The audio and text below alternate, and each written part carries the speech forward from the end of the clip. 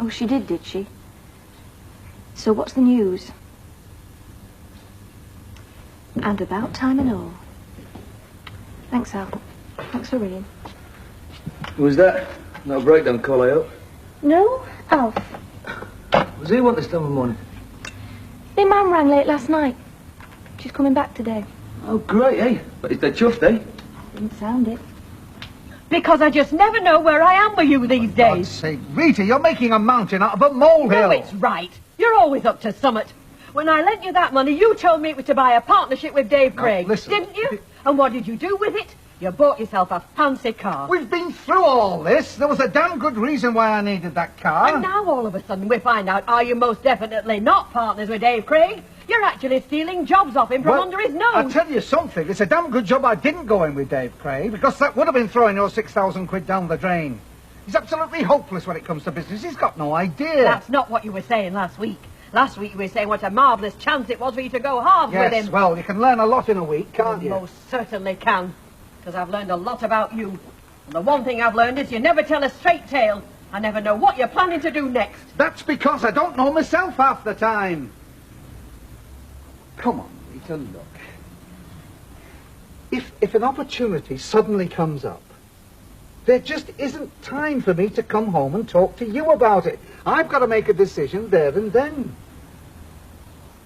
I've got to go. I've got some calls to make. You can moan on as much as you like, love. But I'm going to make a success of this business.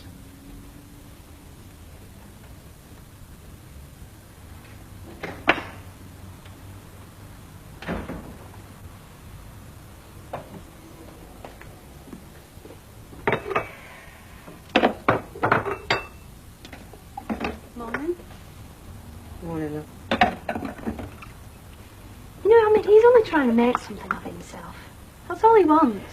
And you can't blame him for that, can you? Oh, hello. Been sat on stairs here, Wiggin, have we? You're joking, aren't you? You two are making that much noise I couldn't help but hear. I think half the street's heard you now. Well, I mean, according to Percy Sugden, Alan Bradley out killed the fella. Oh, he's exaggerating. Right, just you wait till I see Percy Sugden. No, well, there was a bit of trouble, you know, and Alan did get hold of this fella, but it's not as bad as Percy's making out. He's a bit too handy with his fists, though, ain't he, Alan Bradley? I mean, look at that time he had to go at Terry Duckworth. If I was Rita, I'd keep my chairs at home with him. You won't catch me living with a bloke that'd bash you as soon as look at you. Oh, dear. Oh, I'm sorry, love. I was thinking about you and him. Oh, don't worry, Betty. I more or less managed to forget it myself. It seems a long time ago now. Look at him. Here's kneeling up, mopping and stoning. There's him, dressed up like a dog's dinner, waltzing off for a liquid lunch. How many times do I have to tell you I shall be working? It's just as hard work getting artist bookings on the club circuits as it is mopping a floor. Harder. And yes, let's be frank, probably less enjoyable. At least you've got something to show for it, a nice clean floor. You're all taught, you. You swore blind you'd find me a cleaner. Oh, now, come on, let's be having it. What I promised to do was... £1.50 an hour. I mean, more than that. Oh, yeah. And if I do, what happens next time you want a good trolling off to Morocco, eh? There'll not be enough money to pay for it, will there? Well, I'm sick of doing it, and so are them girls. Well, you'll just have to look a bit harder for a cleaner then, won't you? I mean, there must be some old dear that'd leap at it. It's not demanding work, is it? Any clown can do it. One of these days, you'll walk away from me, something'll snap inside my head, and I'll forget I'm a lady. I just hope for your sake I'm not holding this yard brush in my hand when it happens.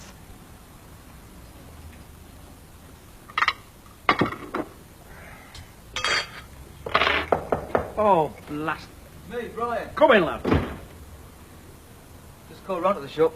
Fellow said you'd come back here. Yeah, just grabbing a bit of dinner. It catches cats can when you're on your own, you know. Aye. The girl was telling me Audrey's coming back today. But you're dead chuffed, eh? I don't know. Don't know if I'll know her. I mean, she's been away that long, I doubt if I'll recognise her. Blimey, Alf. The place gets a bit of a mess, haven't you?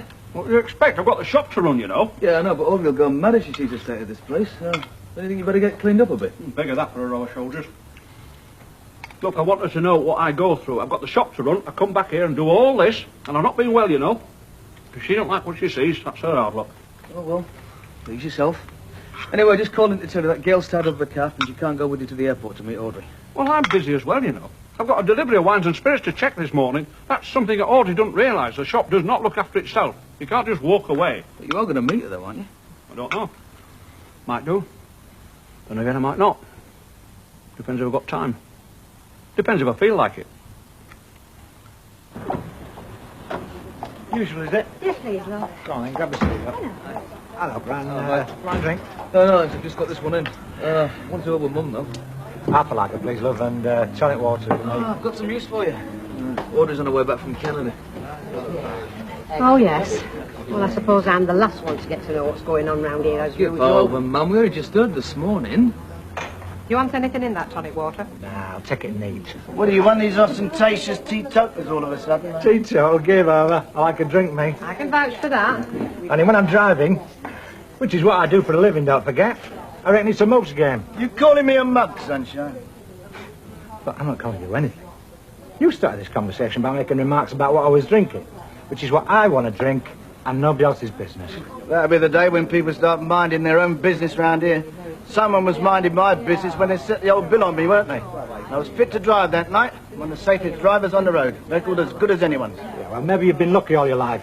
It's all right. Your luck ran out. Luck had nothing to do with it. Someone shot me. It's the trouble with people around here. They have a bit of brains and a bit of guts, and they try and drag you down to their level. Oh, you'd know all about that. You've done plenty of it in your time. Now, look, if you've got any complaints, you come out with them. Come on, Give come it a on. rest, Mike. What? Pushing people. It's enough. Leave it. All right. Put another scotch in there, will you, bet? What's going on there? That Bory's shooting his mouth off again. About what? Oh, the usual, how they're doing it for driving with drink inside Well, he'll get no sympathy from me. him. You haven't got... I'll have a tonic, please. Brian was just saying, Audrey Roberts is on her way home at last. Oh, good. What's good about it? You all know she's been up to something. Visiting her poorly relatives like us. Well, I said good, because I dare say Alf will be glad to have his missus back. Oh. Will he, Brian? I wouldn't know. And Hamburg announced the arrival of flight AC 842 from Toronto.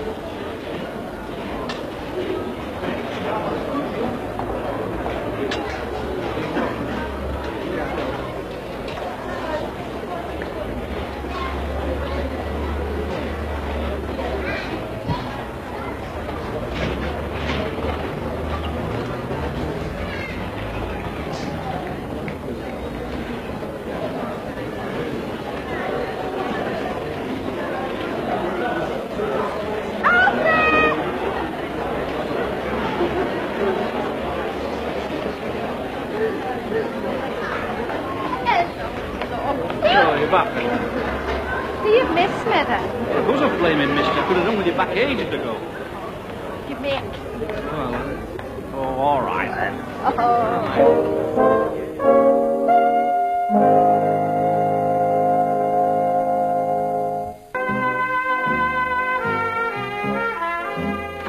Come back.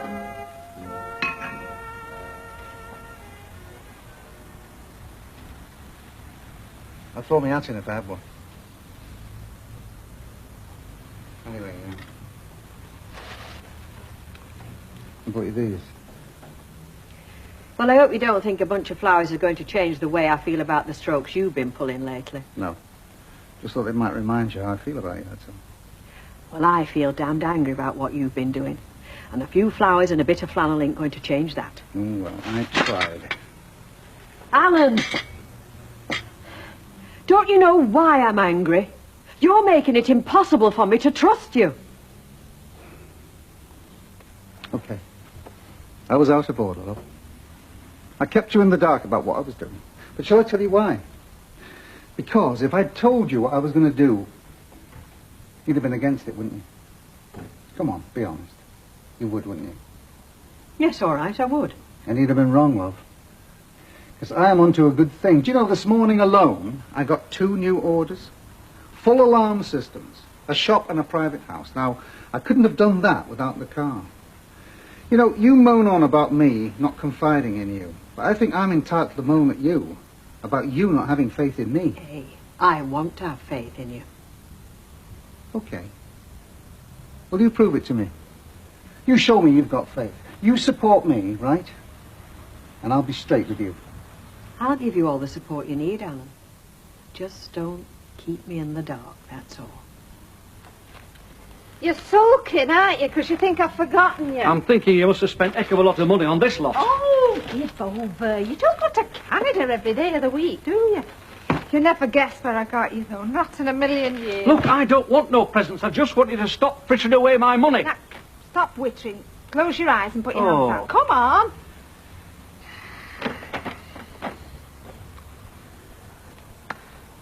What the devil is it? A fur trapper's hat. You look well in that. Oh, you can wear that in the shop when you work in the bacon slicer. Look, Audrey, I've been worried to death about you know, especially these last few days. Worried? What for? You knew where I was. Yeah, well, I thought I did, yes, but I phoned and I phoned. Nothing. I'm telling you, I nearly got to the police over there to see what the devil you were up to. Well, you must have just kept missing me. Where were you every time I rang? Well, I took our Stephen out quite a few times. I mean, the minute they said he could come out of hospital, I thought, right, fresh air, that's what he needs. Come on, Alf, you'd have done the same if it were your son. Well, that no would. Anyway, look, I rang here a time or two and you weren't in. Huh? You were down at the Rovers, I suppose, supping. Well, I can tell you weren't here much. I mean, the place looks a right tip. Ah, now, I'm glad you brought that up, because while I can understand you wanting to be out there with that son of yours, even if it did come as a nasty surprise to me you've got a son, and I might tell you Gail's not too chirpy about that either. But flaming Nora, what about me, Audrey? Your husband, eh? I'm stuck here, I'm working the shop, I'm coming back here doing all this, I haven't the time and the inclination to clean this place up, so don't you start moaning. No, you're right, love. I'm sorry. It is too much, the shop and the house. Yeah. Well, don't worry. I shall sort it out. I'll get in a cleaning woman. Desmond, if I can just... If you'll just let me get... Will you let me speak, Desmond, please? Thank you. Now, your trouble is your act's too upmarket. I mean, it's too sophisticated for the clubs these days. I mean, let's face it, tying knots in balloons... pardon? Yes, all right, sculpture in latex. It's not what they want, Desmond. I mean, people are only interested in balloons these days if there's a naked woman hiding behind them. No, I know that's nothing in your line, Desmond, but the point I'm trying to make is that you've had a very good run. Yes, I mean, how many blokes tying knots in balloons get their own radio series? Well, there's no need to be abusive. No thanks, Desmond. I can tie a knot in it myself. You know, I wish you'd put your mind to the problems we've got in this pub instead of your deadbeat novelty acts. Look, I've told you, there's 1,000 cleaners out there desperate to get their hands on a mop. Not the cleaner, although I do want that sorted. It's Mike Baldwin. What about him? Well, if you were behind that bar when you should be, you'd know. He keeps picking on people. He's dead bitter since he got breathalyzed. He's wheedling folk. He'll cause a fight before he's done. Give off. It's right, Alec. You want to get a grip of him and mark his card. Look, you're talking about our best customer. He doesn't just sit there nursing half a mild, you know. He puts his hand down. We could do with a few more like him.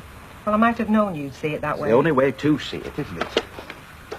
5:30, Betchley, up now. I've just been asking Milado to do something about shutting Mike Baldwin's mouth. All right. Is he going to? No, he isn't. Mike's the big spender, isn't he?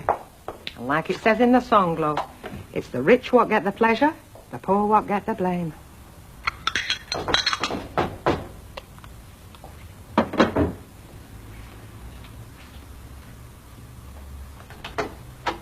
Surprise, surprise. Oh, it's you.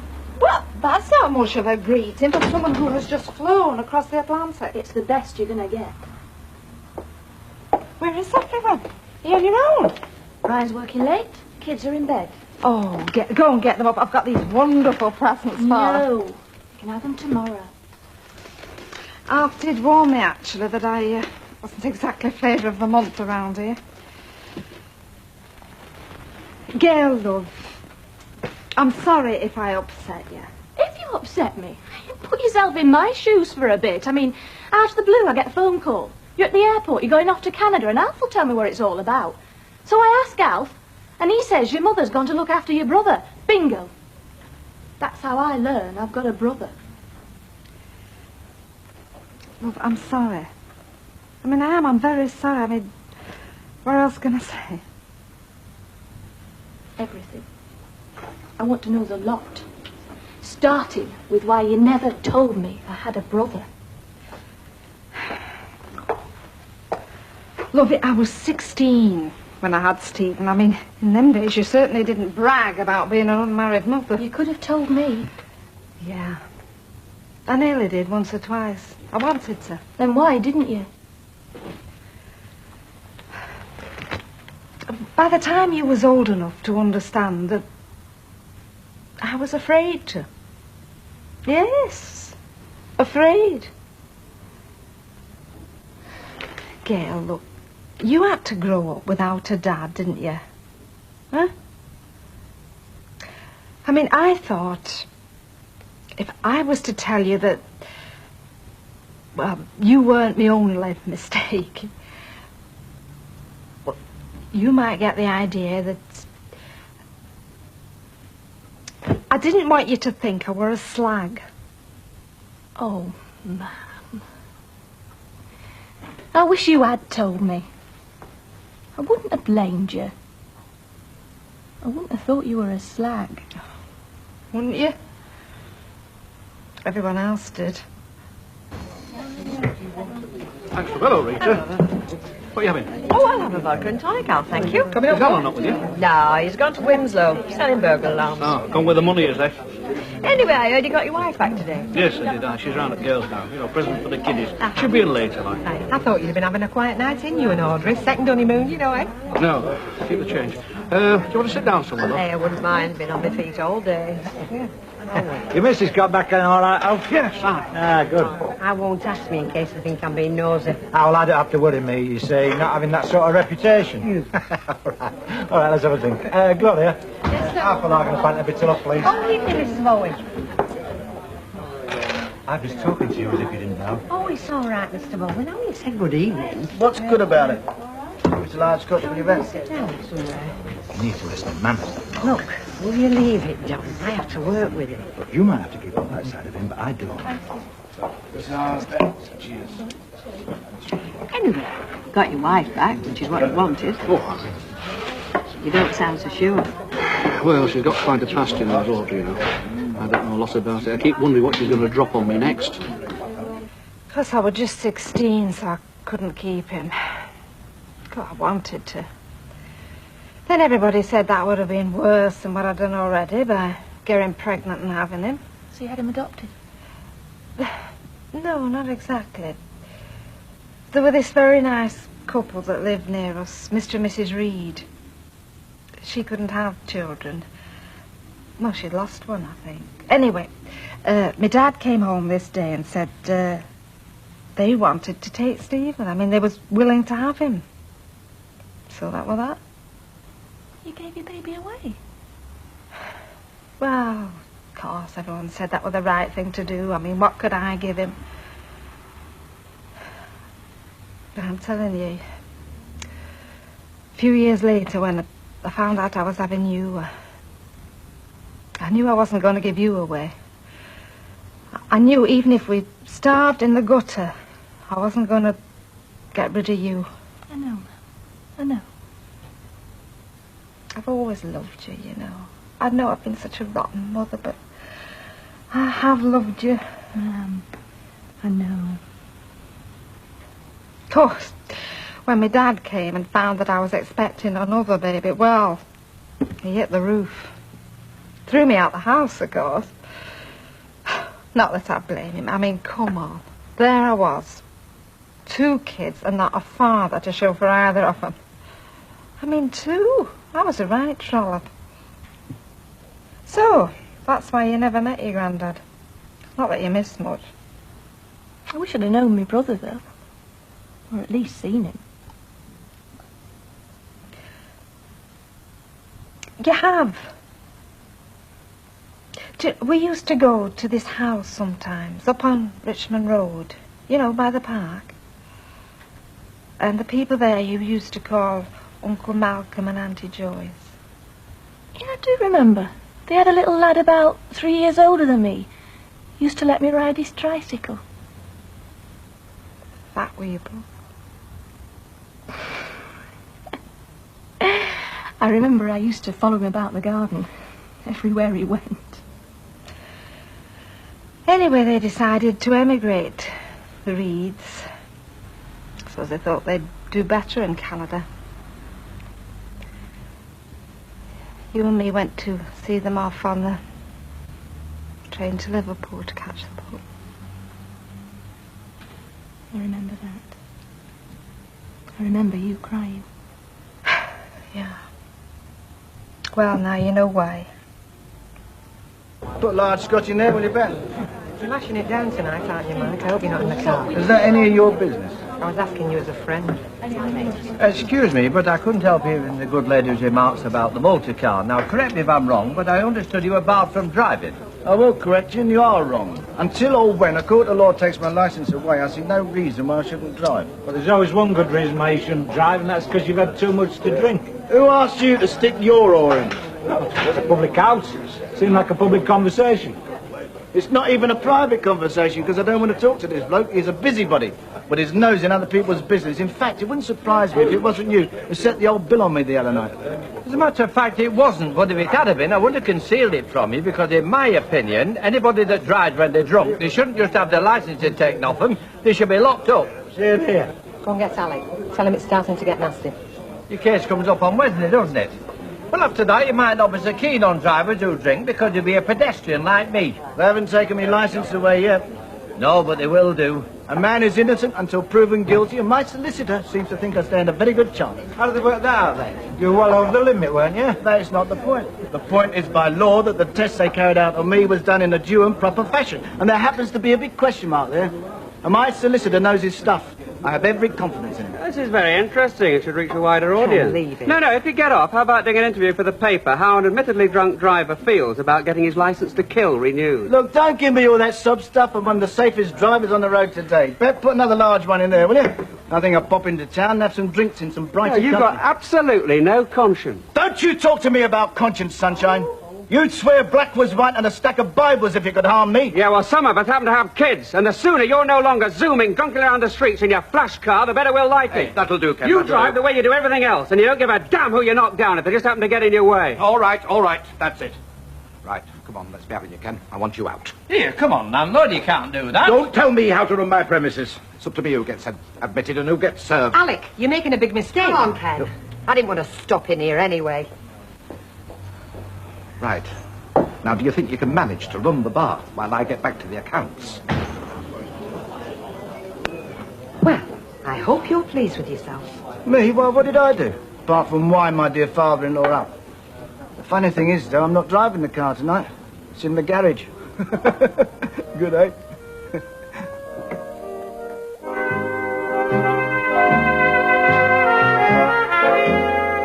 Coronation Street returns to the normal time of 6:30 tomorrow, but next on Plus, the siege at the Dingles escalates. It's a turning point in a 60-minute special of Emmerdale. Next.